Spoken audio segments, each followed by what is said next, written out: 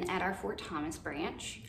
And today I am joining you again for my second installment on CCPL Reads to Their Pets.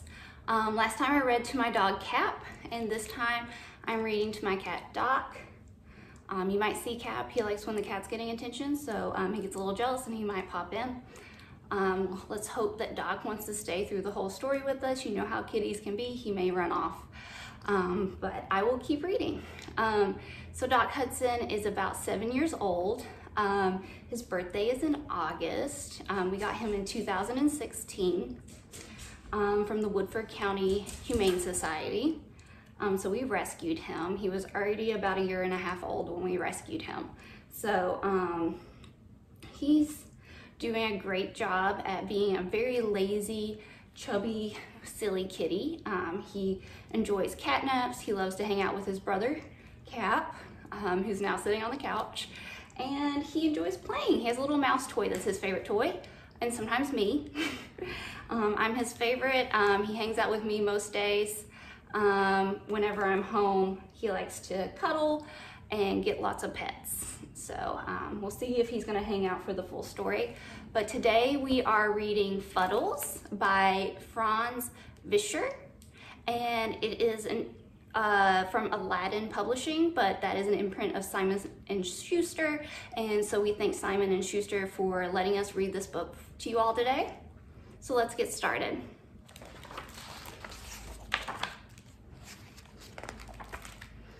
Fuddles was a fat, pampered cat. His family spoiled him and spoiled him and spoiled him. One day, Fuddles realized that all he did was eat, sleep, and visit the litter box. He decided that his life needed some adventure. He was ready for a change. He summoned his courage and headed for the door.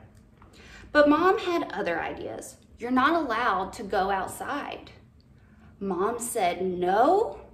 Fuddles could not believe his ears. He had never been told no in his life. Why couldn't he go outside now? The lure of adventure had taken hold of him. He dreamed of scaling soaring mountains and fighting ferocious foes. He was determined to go out. Nothing was going to stop him.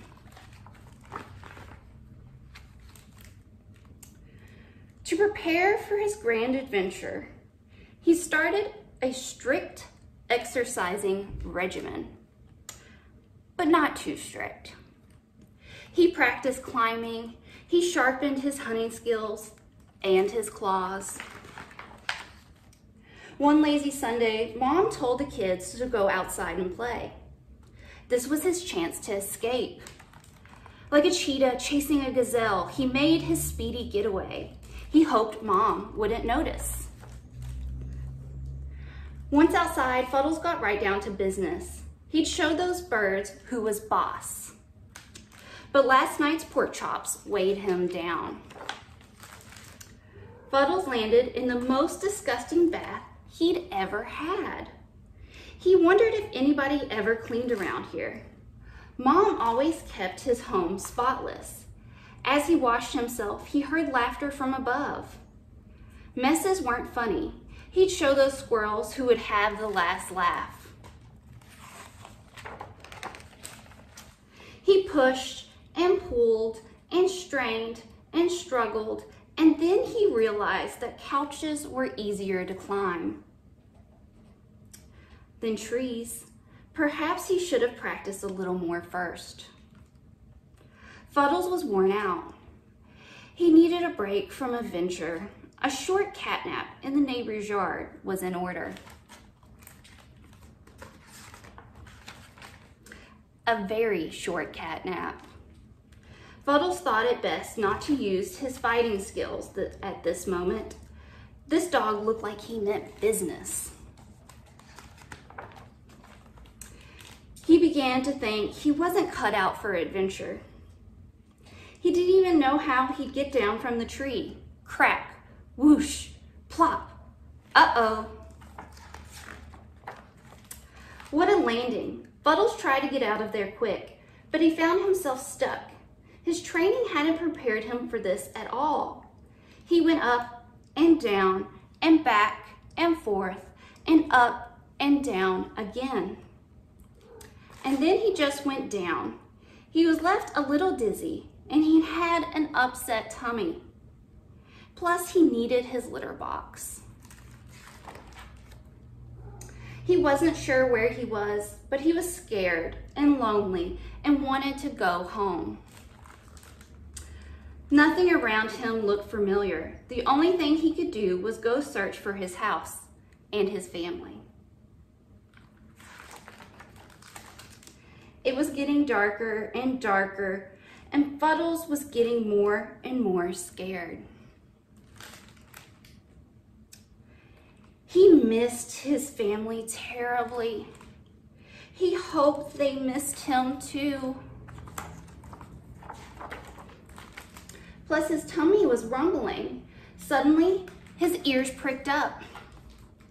What's that noise? It was coming closer. Finally, it was his family calling him. Finally, some friendly, familiar faces. He was so happy to see them. Back at home, Fuddles realized that this was truly where he belonged. And all great adventurers deserve to be pampered. All right, guys, so that was Fuddles, written and illustrated by Franz Vischer. Once again, we want to thank Simon and Schuster for letting us read this book to you guys today. And I will thank Cap and Doc for joining us for our story. Cap is falling asleep on the couch, and, you know, Doc is doing all those kitty things, you know, having a good time. So thank you for joining us, and I hope you enjoy your day.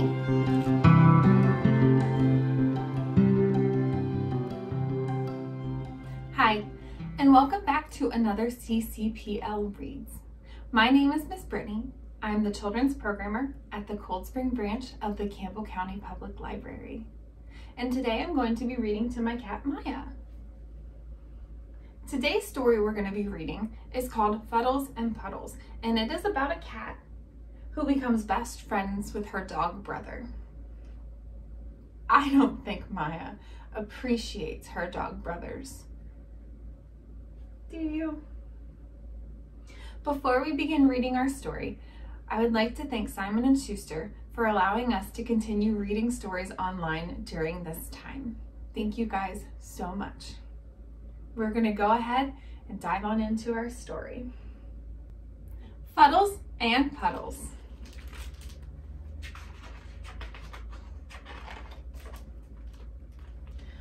Fuddles was a fat, pampered cat. And one afternoon, he was enjoying a tasty cat nap when he felt something wet and slobbery. Meow! His delicious dream had turned into arf, arf, arf, a nasty nightmare. Fuddles woke up tired and troubled, and now his tummy rumbled. Dinner called. He went to the kitchen and gasped, "What is this? A puddle? A puddle? Ah! Who let a drooling dog in this house?" This is exactly how Myai felt when we got our two dogs. "It's okay, Fuddles," said Mom. "You have a new friend." Fuddles didn't want a new friend, certainly not one that barked and slobbered and wet the floor. "He's so cute and tiny," said one of the kids. "Let's call him Puddles." Fuddles was so disgusted, he lost his appetite. I don't think you could ever lose your appetite, no matter how disgusted you are. That night, Fuddles didn't sleep one wink. The pest kept whining, crying, howling.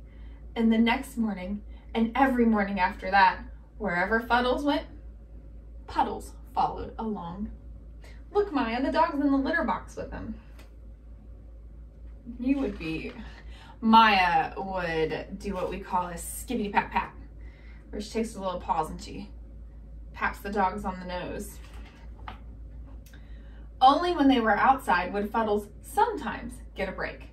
Puddles sniffed, dug, chased, while Fuddles dozed, stretched, and dined.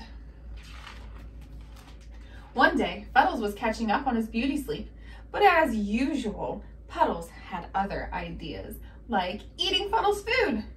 Fuddles had finally had enough. "Get out of here! This is my house!" And Puddles yelped and ran away. After that, Puddles kept his distance, and Fuddles was delighted. A few weeks later, Fuddles was happily sunning himself when he spotted a yummy avocado. What a nice before-dinner snack. He carefully climbed, slowly but surely, licking his lips, and then he suddenly found himself over the fence on top of the dog next door's house. Uh-oh. Fuddles worried. Was this his 9th and final life? He whined and cried and howled, "Help! Help! Meow! Meow!" Maya, who came to help him? Do you guys see who came to help him? Arf, arf, arf, arf. Yip, yip, yip, yip. The neighbor dog went back to his bone while Puddles proudly stood guard, and a shaky Fuddles climbed onto his back. Safe and sound back in the yard, Puddles gave Fuddles a great big lick, and Fuddles smiled. Puddles had saved Fuddles' life. Sure, he still licked and slobbered and barked and howled, sniffed and jumped, and chased Fuddles all over the house. But now it was their home. What a lovely story. Do you think you can be nice to your dog brothers like that? Probably not. Well, thank you guys so much for tuning in. I hope you have a wonderful day. And this has been CCPL Reads. Again, I'm Miss Brittany, and this is Maya. And we say bye.